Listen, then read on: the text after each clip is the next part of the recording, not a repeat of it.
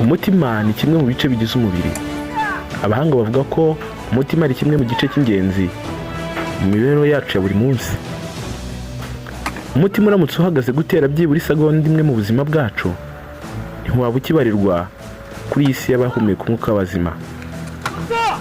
Reba nawe uburyo Imana yaremyemo umuntu ikamugenera urugingo nk'uru nguru rukora amasaha 24 ku yandi rudahagaze, kugira ngo umuntu tureba ndetse n'impagarike ye bibashe kubaho ku munsi ku wundi. Hari igihe ugenda ukagira ngo ubuzima bwawe buri mu biganza byawe, ariko ibi ni bimwe mu bimenyetso bitwereka ko ubuzima bw'umuntu buri mu biganza by'Imana.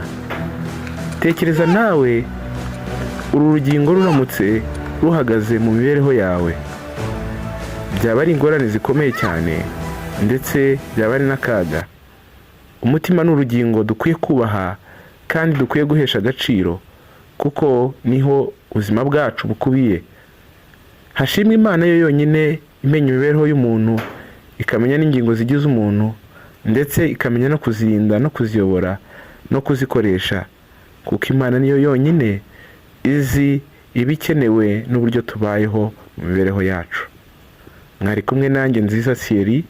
Komeza dukurikirane ku makuru ndetse n'ibyegeranyo tugenda tubagezaho ku mibereho ndetse n'ubumenyi bw'ubuzima bw'umuntu. Imana ibarinde, mugire amahoro y'Imana. Murakoze cyane.